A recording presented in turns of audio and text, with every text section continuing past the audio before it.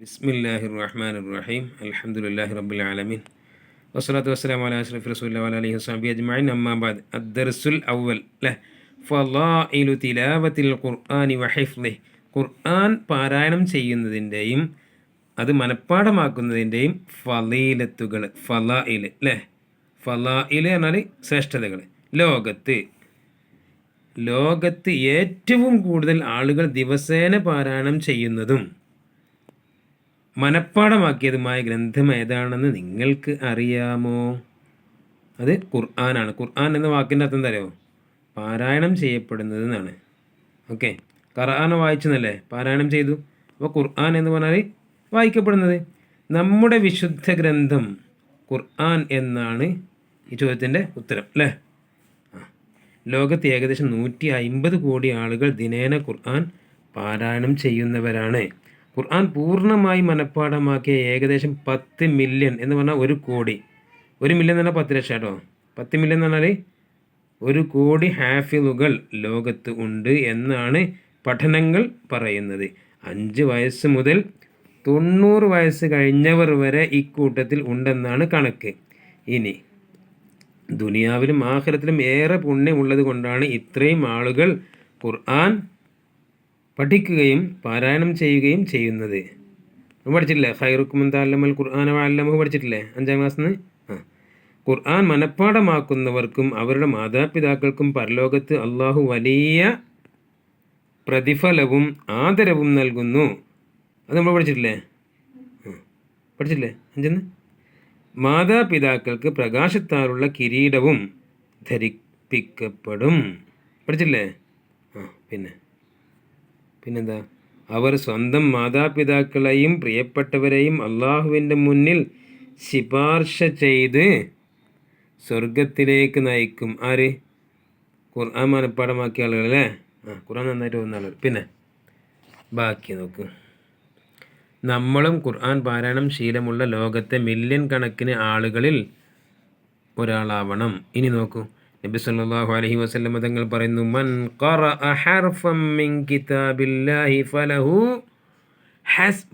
ബിഹി ഹസനത്തുൻ വൽ ഹസനത്തു ബിഅശ്രി അംസാലിഹാ. റവാഹു തിർമിദി. അല്ലേ, തിർമിദി.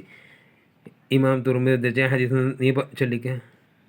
നിങ്ങൾ വിശുദ്ധ ഖുർആൻ അല്ല, അത് ഹദീസ് എന്ന് പറയാതെ മൻ ഖറഅ ഹർഫൻ മിൻ കിതാബില്ലാഹി ഫലഹു ബിഹി ഹസനത്തുൻ വൽ ഹസനത്തു ബിഅശ്രി അംസാലിഹാ.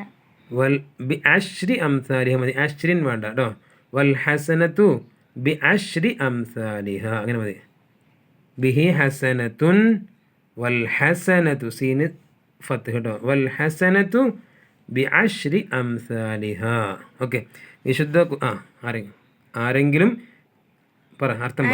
വിശുദ്ധ ഖുർആനിൽ ഒരു അക്ഷരം പാരായണം ചെയ്യുന്നത് 10 ഇരട്ടി പ്രതിഫലം ലഭിക്കുന്ന നന്മയാണ്. ഓക്കെ, ബാക്കി. ഖുർആനിലെ ഓരോ അക്ഷരങ്ങളും തജ്വീദ് നിയമങ്ങൾ പാലിച്ച് കൃത്യമായി പാരായണം ചെയ്താലേ ഈ പുണ്യങ്ങൾ കിട്ടുകയുള്ളൂ അല്ലേ. അടുത്ത് ഖുർആനിൻ്റെ ആളുകൾ അഹ്ലുൽ ഖുർആൻ അല്ലേ. ആരാ? ഖുർആൻ പഠിക്കുകയും പാരായണം നിത്യമാക്കുകയും ചെയ്യുന്നവർ അഹ്ലുൽ ഖുർആൻ അല്ലേ. അള്ളാഹുവിൻ്റെ സ്വന്തക്കാരും പ്രത്യേകക്കാരുമാണ് എന്നും ഹദീസിൽ കാണാം. പിന്നെ ഖുർആൻ പാരായണം ചെയ്യുന്ന വിശ്വാസിയെ നബി സല്ലല്ലാഹു അലൈഹി വസല്ലം തങ്ങൾ നല്ല രുചിയും സുഗന്ധവുമുള്ള നാരങ്ങയോടാണ് ഉപമിച്ചത്. ഓറഞ്ചിനോട് അല്ലേ. ഖുർആൻ പാരായണം ചെയ്യാത്ത കപട വിശ്വാസിയെ ആട്ടങ്ങയോടാണ് ഉപമിച്ചത്. അതിൻ്റെ രുചി കയ്പാണ്, അതിന് വാസനയില്ല. ഇനി ആ ഹദീസ് ഒന്ന് വായിച്ച സ്പീഡിൽ.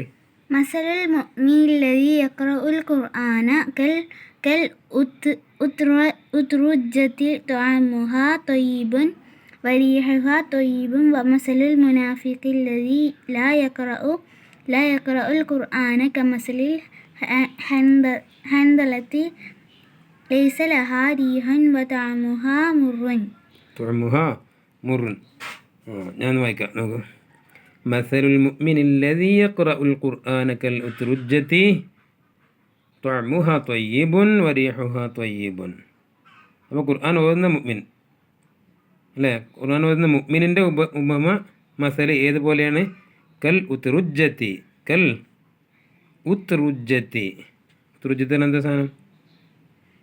നാരങ്ങ അല്ലേ? ഓറഞ്ച് അല്ലേ? ബുർത്തുക്കാൽ അല്ലേ? ആ. വമസലുൽ മുനാഫിഖില്ലദീ ലാ യഖ്റഉൽ ഖുർആൻ. മുനാഫിഖ് ഖുർആൻ ഓതുമോ? വമസലുൽ മുനാഫിഖില്ലദീ ലാ യഖ്റഉൽ ഖുർആന കമസലിൽ ഹൻദലത്തി. ഖുർആൻ ഓതാത്ത കപടവിശ്വാസിയുടെ ഉദാഹരണം, മസല ഉപമ ഹൻദലത്ത് പോലെയാണ്, ആട്ടങ്ങ പോലെ. ലൈസ ലഹാ റീഹുൻ തുഅമുഹ മുറുൻ. അതിനെന്തില്ല? സുഗന്ധമില്ല. അതിൻ്റെ ടേസ്റ്റ് എന്താണ്? മുറാണ്, കയ്പ്പാണ് അല്ലേ? തുഅമുഹ മുറുൻ. മുത്തഫഖുൻ അലൈഹി. ഇമാം ബുഖാരി, മുസ്ലിം ഒക്കെ ഉദ്ധരിച്ച ഹദീസാണ് ഈ ഹദീസ്.